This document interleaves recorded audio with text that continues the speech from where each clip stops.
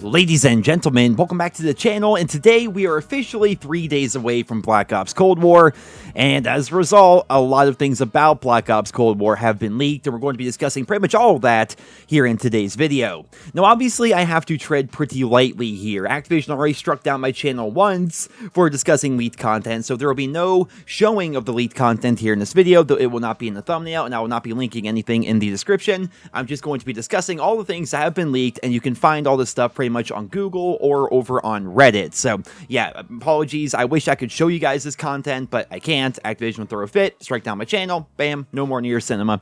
So obviously we can't have that. The big thing, all right, we have a bunch of things here, but the biggest thing to me is we are going to only have 8 total 6v6 maps at launch, which is definitely rubbing a lot of people the wrong way. We have the return of the maps that we saw during the beta, of course. We have Miami, we have Moscow, we have Satellite and Cartel, but we're also apparently going to be getting smaller versions of Armada, which was the ship ground war map. We're out there in the ocean. Well, we're getting a smaller version of that for 6v6, and then a smaller version of Crossroads for 6v6. And then the 2 new maps, the only new content that we're going to see for 6v6 are going to be maps called Checkmate and Garrison. That's pretty much it. Those are the 6v6 maps that we're going to have at launch, which is definitely pretty concerning, right? I mean, obviously, we're going to have maps that are specifically designed for the Fireteam game mode, maps that are designed specifically for Ground War, but when it comes to 6v6 content, only 8 total maps at launch, with 2 of them being scaled-down versions of Ground War maps, which is definitely not very good news.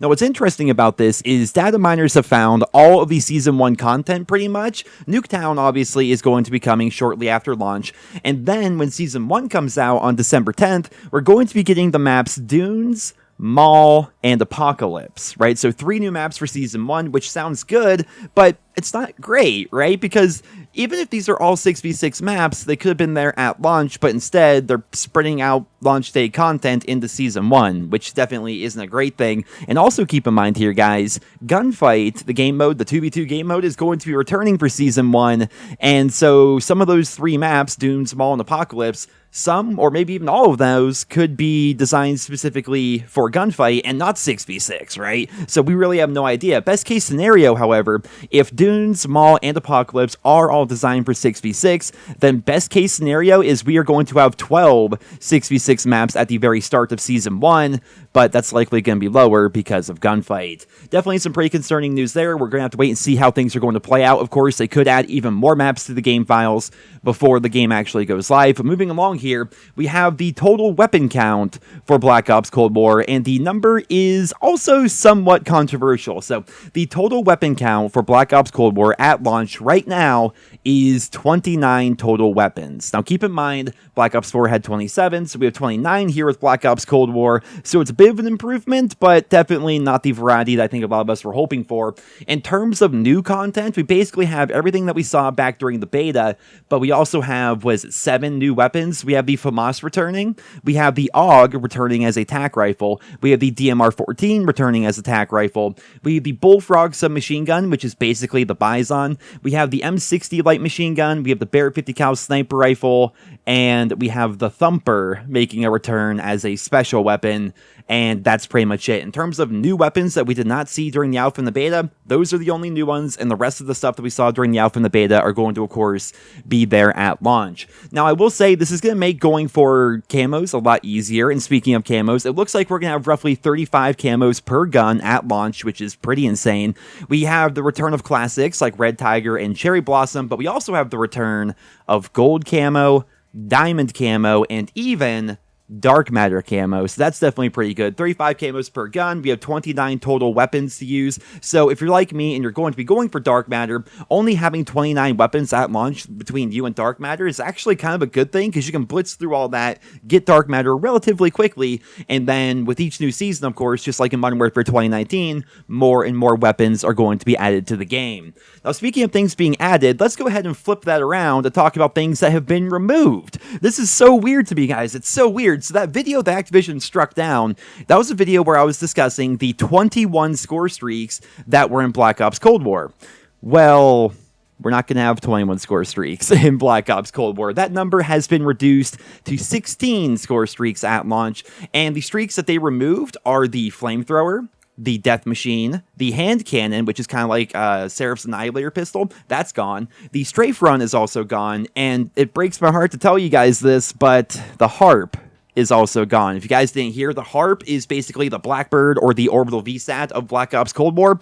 That was in the game files. It was there. We had images of it even, and it's not there anymore. It's not going to be there at launch. Now, I will say, I have a feeling what they're doing here, just like with the rest of the game, is I have a feeling they removed those 5 score streaks from this current build of the game because they're going to be adding those score streaks back as content later on in seasons 1, 2, 3, 4, 5, and 6, right? Eventually, I think the Flamethrower is going to return. Eventually, the Blackbird is going to return. But for some reason, they decided to cut it from launch? That's so weird to me. Like, I always thought the idea of, like, DLC score streaks was a cool idea.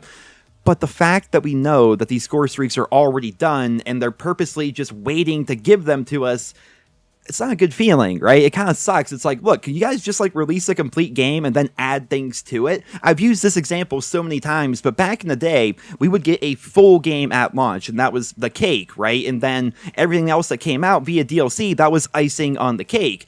Well, now it seems like they're taking away a lot of the cake just to eventually give it back to us bit by bit by bit. They're not giving us a full game at launch anymore. They're basically giving us a full game that is going to be spread over the course of, 8 to 10 months with DLC updates, and that's definitely something that people don't like about Call of Duty these days. Another couple things to add here, we have 3 new perks that have been added. We have a perk 1 that's going to be called Forward Intel, which basically gives you a bigger minimap and somehow is going to mark enemy players on the minimap. It's going to maybe give you a directional thing. I'm not sure exactly how that's going to work. The description's kind of vague. We have a new perk 2 called Gearhead, which is going to give you faster field upgrade recharge speed, as well as it's going to allow you to have up to 2 charges of your field upgrade, which is definitely pretty cool because they have added back Crash's ammo pack, right? Remember Crash from Black Ops 4, how he would throw down his ammo pack, which would give everyone pretty much max ammo and also give them bonus score towards their score streaks? Well, that is going to be returning as a field upgrade in Black Ops Cold War. It's going to have a 3-minute and 15-second recharge time, which definitely takes a while, but if you combine that with the Gearhead perk 2, which was just revealed, then that can actually be pretty good. You can have a lot of those packs going around, and you're going to be getting a lot of score very quickly, which will hopefully allow you to earn those big score streaks every single game. And then when it comes to perk 3, we have a new perk called Spycraft. Spycraft is basically going to be like Hacker from Black Ops 1. You can hack enemy field upgrades and things like that, but also it's going to make you immune to counter UAVs, jammers, tracker, and of course the Paranoia perk. So that's pretty much the long and the short. Oh, one more thing to mention here. One more thing that was leaked. Challenges. Challenges are back. It looks like 100%er is going to be returning, which is great news. A lot of us were, well, at least I was, were concerned that they were going to be going with the seasonal challenge system like we saw back in Modern Warfare and kind of just doing away with the idea of a normal challenge system. Well, the normal challenge system is in fact going to be there, which is pretty good news on top of the seasonal challenges, which will be coming out with each season. Well, ladies and gentlemen, that pretty much does it for all the leaks that came out today. Definitely a lot of controversial stuff here, man. I mean, 29 total weapons, only 8 6v6 maps at launch. People aren't too happy about that. I'm definitely seeing a lot of discussion about that over on Twitter and on Reddit. And the fact that they removed 5 of the score streaks for some reason, I mean, I'm all for them having seasonal content, right? I like it when there's constantly new things coming to the game. That's a good feeling. But at the same time, it's a bad feeling when you know that the stuff we're going to be getting in December and January and February and so on and so forth is all stuff that is already ready right now in November, and it could have came out at launch, but they decided to cut it so they could space it out, right? Again, they should give us a full cake at launch, then have icing be put on that cake in the form of DLC updates, as compared to giving us, like, we're not even getting cake anymore. We're getting, like, I don't know, a donut at this point, and then they're just going to slowly give us more and more over time till eventually we get to the point where we should have been at launch like we had back in the day. Remember back in Modern Warfare 2, for example, we had like 16 maps at launch. I mean, Black Ops 1, I think we also had 16 maps at launch and like 40-something, 50 weapons or something obscene like that at launch, and it was insane.